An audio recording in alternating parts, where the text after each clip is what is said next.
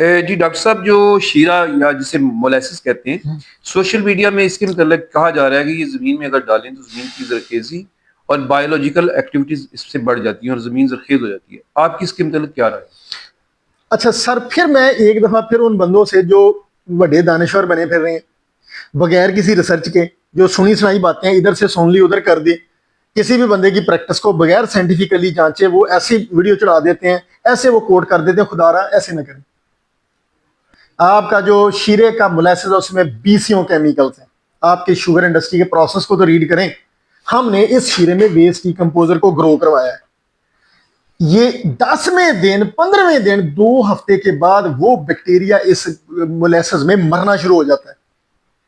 फिर वो जो शुगर इंडस्ट्री की प्रेसमेड है जिसमें वही केमिकल जो मोलेसिस में है, वही केमिकल शुगर जो मड है, प्रेस मड है, उसमें भी आते हैं। आप जानवर को खिलाएं, 6 महीने के बाद जानवर जो है उसके गोडे की टोस रह जाता है।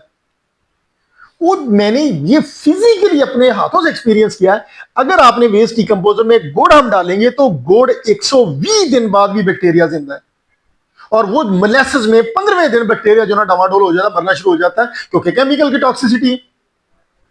कभी भी लोग जो डायरेक्ट प्रेस में डालते हैं, मैं उनको भी कहता हूं कि कम से कम उसकी डिकम्पोजिशन करवा लें, ताकि कोई जो टॉक्सिक चीजें हैं उसकी कोई ट्रांसफॉर्मेशन हो जाए, वो कोई लेस टॉक्सिक में कन्वर्ट हो जाए। शीरे को भी अगर डालना है तो काइंडली उसकी हाइड्रोलिसिस करवाएं, माइक्रोब के साथ हाइड्रोलिसिस करवाएं, ताकि कुछ ऑर्गेनिक एसिड्स बने और ये जो टॉक्सिक चीजें हैं उस ऑर्गेनिक एसिड से कुछ सेकेंडरी ट्रांसफॉर्म हो, यानी लेस टॉक्सिक बने, और फिर आप उसको चाहें तो फिर वो उसको फ्लड करवा दें। डायरेक्ट फ्लड करवाना मोलेसिस को ऐसे है जैसे डायरेक्ट प्रेसमेंट जानवरों को खिला के जानवरों का बेड़ा गर्क करना है। तो फिर एक दफा कि खुदारा कोई अपनी दुकानदारी चमकाने के लिए वो अपने लोगों की जमीनों का सत्यानाश तो ना करें, उनके इनपुट कॉस्ट को तो डिस्टर्ब ना करें। मोलेसिस अगर आपने करना है तो माइक्रोब के साथ उसकी हाइड्रोलिसिस फर्मेंटेशन करवा के अप्लाई करें। डायरेक्ट मैं कभी भी रिकमेंड नहीं करता।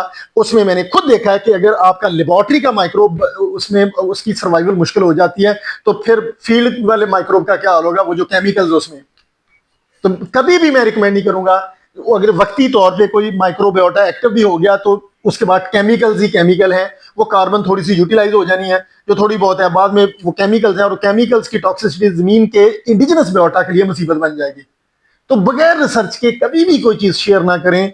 ये इन सारे दानश्वरों को जो मार्केट में अवेलेबल हैं, जो ऑनलाइन लोगों को मशवरे देते हैं ना सुनी सुनाई बातें करके, तो उनसे ये रिक्वेस्ट है कि काइंडली कोई लिटरेचर पढ़ लिया करें, कोई रिसर्च आप कर लिया करें, और फिर कोई रिजल्ट की बेस पे ना किसी लोगों को कोई चीज रिकमेंड करें। Thank you.